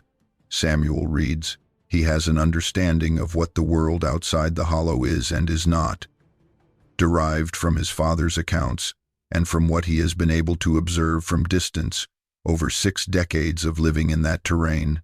He asked me, in that 4 hours. He knew it was the county seat of Independence County, and he knew it sat on the White River, which he knows from 100 miles upstream. He asked me if there were still mills on the river. I told him there were not the kind he meant, not the kind his father would have known. He was quiet for a moment, and then he said, my father talks about the sound of the mills when he was young. He says it was the sound of the county working. I thought about Stone County in the 1950s, about the timber operations and the stave bolt camps and the mills, about the roads not yet paved and the communities small and self-contained and serious about their work.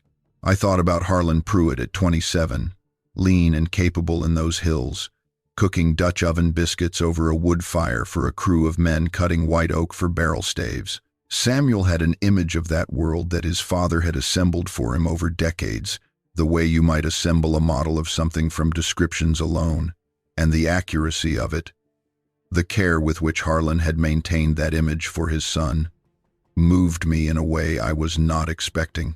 The 4 hours inside that cave were not organized as a visit between strangers normally is. There was no agenda, no sequence of topics, no polite navigation of what to ask and what to leave alone.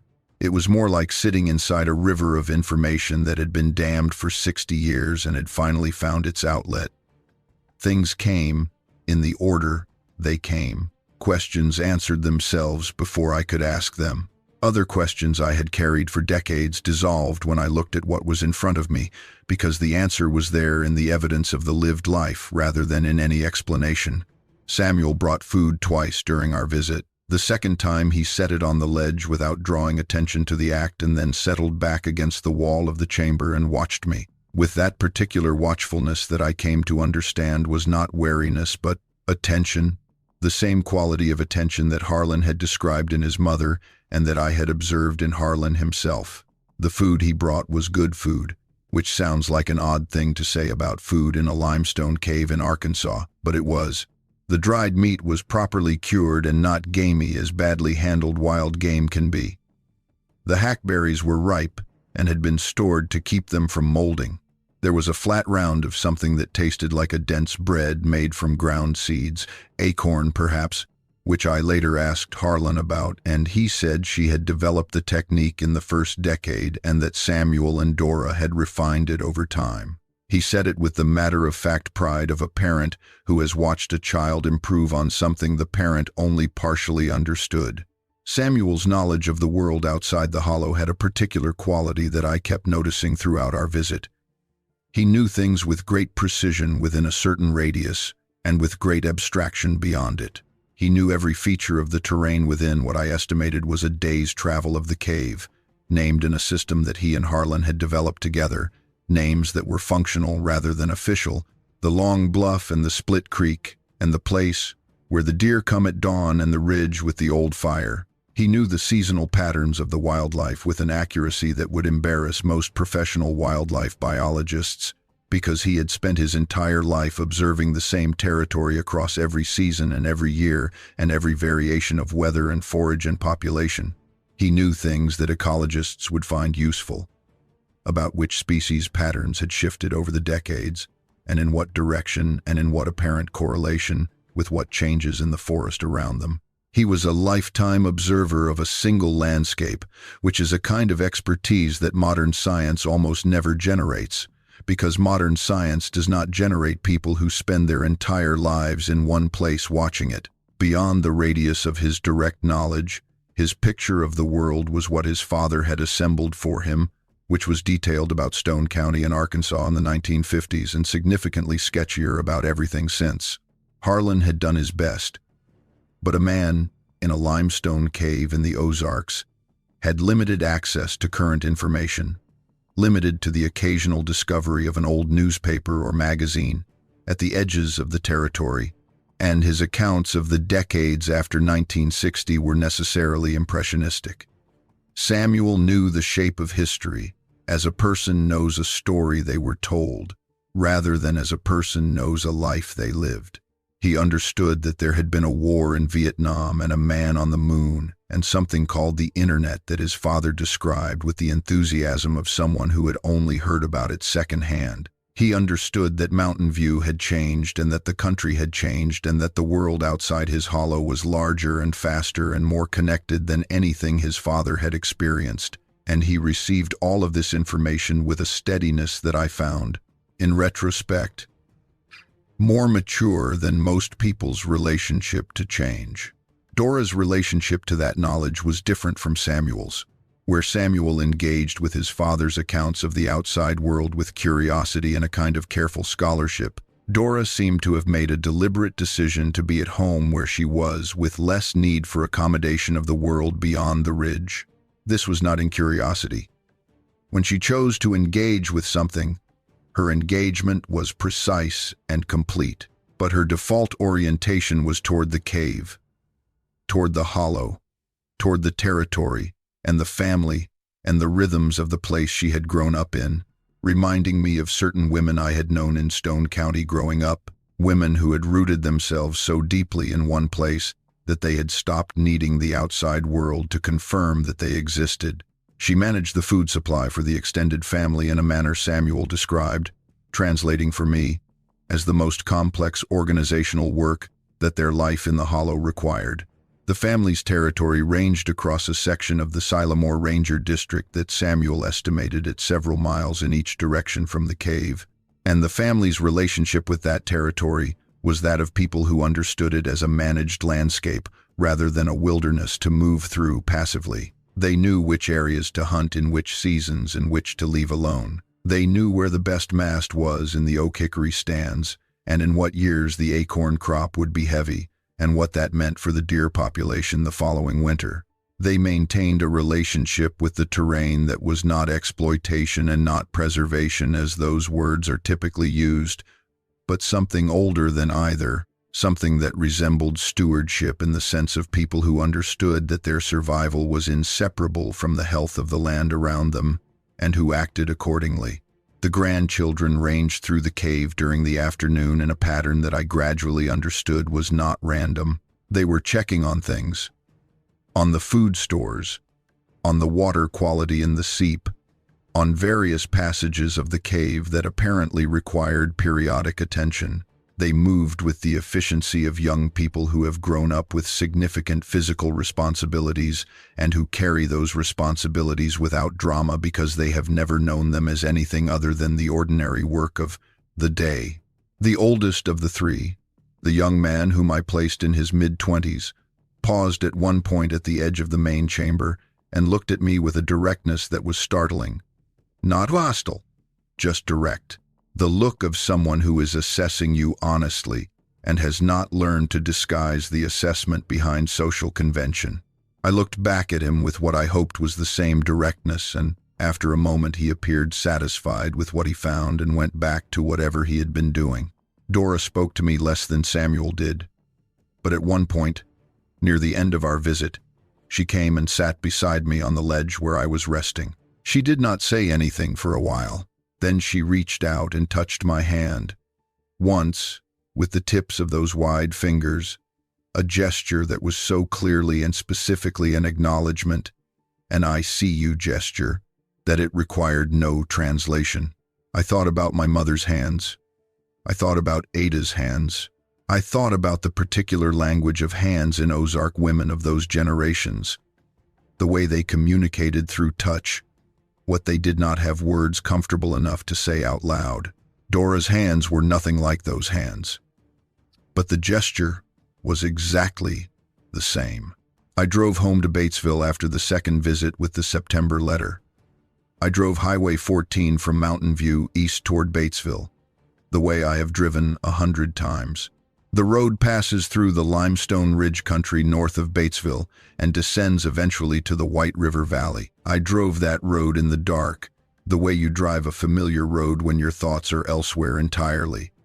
And when I got home, I sat in my car in the driveway for a long time before I went inside. I live alone now. My house in Batesville is the house Jimmy and I bought in 1982. A brick ranch on the north side of town with a vegetable garden in the backyard that I maintain because Jimmy started it and because the habit of it is now indistinguishable from the habit of me. I sat in my car in the driveway of that house and I thought about what 61 years looks like from different positions. From mine, it is a very long time. From Harlan's, it is also a very long time, but different. Shaped differently, filled with different weather and different light. From Samuel's perspective, it is his entire life. From the grandchildren's perspective, who are in their late teens to mid-20s now, the 61 years before they were born is simply the history of a place they live in and a family they belong to, as any person's family history is simply the world as it was before they arrived. I have told this story to 3 people besides Carla. 2 of them are dead now. The third is a woman I have known for 40 years, a retired teacher from Batesville who grew up in the hills near Calico Rock and who listened to the whole account without interrupting, and then sat quietly for a while and then said, "The old people always said there was a presence in those hollows." She was not surprised as people who have never lived near those hills are surprised. She was surprised in the specific way of someone who suspected a thing for a long time and has been handed the confirmation, which is a different kind of surprise, closer to relief. I will be 72 years old this October. My father is, as far as I know, still alive in those limestone hills. 88 is old, but the condition he was in when I saw him in 2019 was the condition of someone who has not put stress on his body in the ordinary ways that stress bodies, who has eaten a whole food diet of wild protein and native plant material for 60 years, who has lived in a consistent temperature environment, the deep cave steady at around 54 degrees Fahrenheit year-round, which is the temperature of limestone cave systems throughout the Ozark karst, and who has had, whatever else his life in that hollow has been, the purpose that comes from being needed by specific people who love him. I think purpose keeps people alive in ways that medicine does not fully account for. I think Harlan Pruitt has had more purpose in those limestone hills than most people have in the ordinary world, and I think that purpose has been keeping him going for 61 years. I think about Samuel and Dora and the grandchildren and what their lives are and will be, and I hold that question as my father asked me to hold it, carefully and without trying to resolve it into a tidier form than it is. They are alive in the Ozark National Forest in a cave system in the Sylamore Ranger District, and they are safe, and they are a family, and they know their own history, and they understand the world they are adjacent to, if not part of, and they have made their own choices about that adjacency. Samuel could have asked us to take him out with us. He could have asked for anything. He did not ask for anything. He sat in that chamber and answered my questions and asked his own, and at the end of the visit he stood and walked back into the deeper passage without looking back, which was not coldness, it was simply the movement of someone returning to their life, which is the only direction any of us can move. The 5 years between that September drive and now have had a quality I did not anticipate. I expected them to feel incomplete, to feel like the withholding of knowledge that the world deserved to know, to feel like carrying a stone that I had chosen to carry when I could have set it down. They have not felt that way. They have felt, if I am being honest, like the most settled period of my life. Not happy in any particular burst or peak, but settled, as a landscape settles after a season of upheaval, back into its own contours and proportions. I think what happened is that I found what I had been looking for, and finding it reorganized everything else. Not by answering all the questions, but by answering the central one, which was not what happened to Harlan Pruitt on October 9th, 1958. but rather what kind of person I was. Whether I was the kind of person who could find a thing that exceeded the established categories and carry it faithfully, or whether I was the kind of person who needed the established categories in order to function. I turned out to be the first kind. That knowledge has been genuinely useful in the years since, in ways that have nothing to do with limestone caves or Ozark forests. It has been useful, as self-knowledge is always useful, which is to say it has been organizing and orienting, something to navigate from when other facts are uncertain. Carla and I have talked about what we will do with the photographs eventually. She has them stored securely and privately, and she has told her husband only that she has materials related to a family matter that she is not ready to share. Her husband, a quiet man named David Hendricks who works in logistics and who has the good sense to understand when a matter is not his to press on, has accepted this at face value. He knows about Beverly's grandfather disappearing and the family research. He does not know what the research found, and Carla has decided, at least for now, that his not knowing is the correct outcome. I respect her judgment on her own marriage. She has respected my judgment on what I have and have not shared about this, and we have that trust between us. I have thought often about Samuel and Dora's children, the grandchildren I met during that 4 hours in the cave.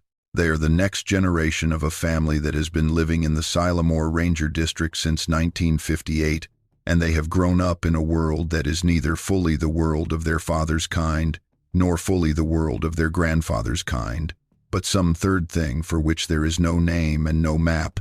I do not know how they understand themselves. I do not know whether the question of self-understanding presents itself to them as it presents itself to human beings, whether the categories that we use to organize our sense of who and what we are apply to people whose experience of being in the world is as different from mine as theirs is. I have not come to conclusions about this. I am content, if that is the right word, to hold the question without forcing an answer onto it. What I know about them is what I observed in 4 hours in a limestone chamber in May of 2019, and what I observed was that they were alive and engaged with their lives and connected to their family, with the specific warmth that connected families produce, the kind of warmth that shows itself not in declarations but in how people move around each other, in the calibration of attention and care that comes from years of proximity and mutual knowledge. They cared about Harlan. That was visible from how the eldest grandson checked on him twice during our visit, not obtrusively, just a glance and a gesture that Harlan responded to with a nod, the small language of people who know each other's condition and communicate about it in shorthand. They cared about Samuel and Dora, and they were curious about Carla and me as people who do not get many visitors and who have a well-developed capacity for observation, because observation is one of the primary skills their life requires. I have thought about what it means for them that the world is changing in the specific ways it is changing, that the Sylamore Ranger District is more accessible than it was 60 years ago, that there are trail systems now where there were no trails, and that the North Sylamore Creek trail system draws hikers and backpackers who were not coming to those hills in 1958. The formation where the cave entrance is located is not on any trail system and not near any trailhead that is currently maintained, and Burles said when we first spoke about it that the terrain in that specific section discourages casual travel because the limestone slabs are unstable and there is no feature there that draws recreationalists who have other options. He said that in 30 years of Forest Service work he had been through that section a handful of times and had never encountered another person in it. I take some comfort in that, but I am also aware that the world does not stay still. The Ozark National Forest is administered and monitored, and there are surveys and assessments and data collection efforts that cover the land periodically, and I do not know whether any of those efforts have ever been through the section of the Sylamore Ranger District where that hollow is, or whether they will be in the future. I cannot control that. What I can control is what I say and what I do not say, and I have made my choice about that, and I am at peace with it. I want to close with what happened on the drive back from my September visit, the last visit. the one where I left the letter in the crack of the limestone. I stopped at a pullout on Highway 14, one of the overlooks where you can see across the ridge country toward the west, toward the Ozark National Forest, toward the hills that rise in successive green layers until they become haze and distance. The sun was getting low. The light was doing what light does in the Ozarks in September at that hour, turning everything amber and specific, pulling out the textures and the shadows so the landscape looks very old and very particular. I stood at the guardrail and looked west toward those hills for a long time. Somewhere in that direction, in a section of limestone ridge country that no tourist map shows and no trail leads to, my father was in his cave with his family around him. Harlan Pruitt, 88 years old, who could cook like an old woman and walk like a deer in those hills, who had followed a sound before dawn in October of 1958 and had not come back, not from death, not from being lost, but because he had found the answer his whole life had been pointed toward, and he had recognized it when he found it, and he had stayed. The light faded on the ridgeline. I got back in my car and drove east toward Batesville. The road was familiar under my hands. The hills moved past me in the particular amber of the late September afternoon. And somewhere behind me, in all that old limestone country, a living presence was keeping my father company in the dark, and it had been keeping him for 61 years. And it had asked nothing of the world in return except to be left alone in the hills where it had always been. I will not go back again. I made that decision on the drive home in September of 2019, and I have held it. It is not that going back would be wrong. Exactly. There is a thing that happens when you find what you have been looking for 61 years. And the thing that happens is that you understand you cannot keep going back to it as you go back to look at what you are not sure you saw. I saw it. I know what I saw. Going back again and again would be a different need than finding my father. And I do not think that need is one I have the right to place on those people in that hollow. I am telling this now because Carla and I agreed, after a long time of not agreeing, that there was a version of this story that could be told without endangering anyone. The location is not specific. The people are not identifiable. The facts of their lives and my father's life and my grandmother Ada's life and my mother Loretta's life are true and are part of the story of Stone County, Arkansas, and of the Ozark National Forest, and of the limestone hills above the North Sylamore Creek, which have been keeping their own counsel about what lives in them for longer than any survey or any Forest Service record or any county map has been around to document. The old men in 56 knew there was a presence in those hollows. They said so to the boys who did not listen. Harlan Pruitt was one of those boys. And then he was one of the men who went looking. And then he was one of the people who stayed. That is the whole story, if you pull back far enough to see the shape of it.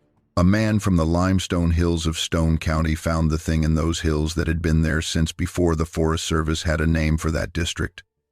Before the county was organized, before the roads were gravel or anything at all. And he stayed with it. And it stayed with him. And 61 years later, his daughter came to find him and found not just a father, but a family that the world did not know existed. And that is, as far as I can tell, doing exactly as well as it needs to. There is a thing Harlan said to me when we were parting, standing at the edge of the inner passage with my hands in his, that I have not shared with anyone, including Carla. I am going to share it now because I think it belongs in the telling. He said, "I knew you would find me. I always thought you would find me." I asked him how he knew. He said, "Because you got your mother's patience and my stubbornness, and together, those two things can find anything." He was right about the patience. He was right about the stubbornness. He was right about what those two things together can do. There are things I want to say about what I observed of Harlan Pruitt as an old man that matter to me in ways beyond the obvious. I had spent 61 years with a father who was fixed in 1958, who was 27 years old in every memory and every photograph, who had not aged as people who are present in your life age, visibly and gradually, so that the change is assimilated rather than confronted. The man I found in that cave was 88 years old, and the 88-year-old he had become was a coherent outcome of the 27-year-old he had been. That coherence was one of the more unexpected things I encountered in those 4 hours. Not a preserved version, not a diminished version, but a version that had been through 60 more years of weather and had come out the other side as himself, recognizably and completely himself, as people who have lived with integrity towards some core of themselves for a long time tend to be most recognizably themselves at the end. He had a humor that showed itself occasionally in a particular expression, a slight compression of the lips before a joke that he found funny, that I recognized from one of the photographs we had of him, a photograph taken at a church social in Mountain View sometime around 1955, where he is standing with my mother and clearly suppressing a smile about it. He made that expression twice during our 4 hours together. Once, when Burl Odom, in response to what Harlan said about navigating by the limestone formations, said he had been in those hills for 30 years and had never trusted a formation he could not see from a road, and Harlan smiled that compressed smile and said that was probably wise. Once, when I told him about Carla's nursing career, and he said that the Pruitt side of the family had always been better at knowing what was wrong with people than at fixing it, and that it sounded like Carla had gotten the missing piece from somewhere. He was kind.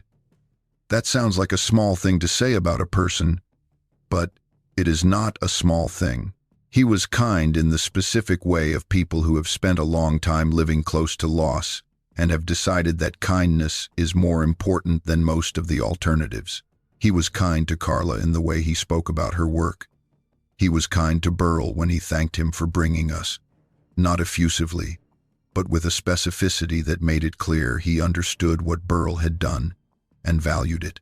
He was kind to me in how he listened when I told him about my life, not with the desperate attention of someone who has been starved of information, but with the warmth of someone who is glad the person they love has had a good life, and who is genuinely glad, not performing gladness over some private grief.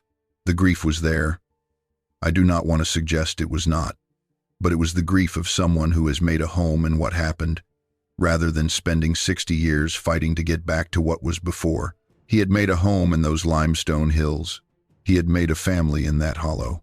He had built, over 6 decades, a life that was his, that bore his mark and reflected his nature, and he knew the value of it in the particular way, the value of things that have cost you everything you might otherwise have had. He had paid for that life with my mother's life and with mine. He knew that. He did not flinch from it. He held it as he held everything, directly and without pretending it was other than what it was.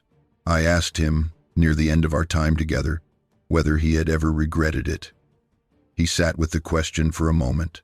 Then he said, the regret and the rightness of it were not separable. He said it had been the right thing and a hard thing simultaneously in the same place in his understanding of himself, and that separating them would have required him to be less honest than he had always tried to be.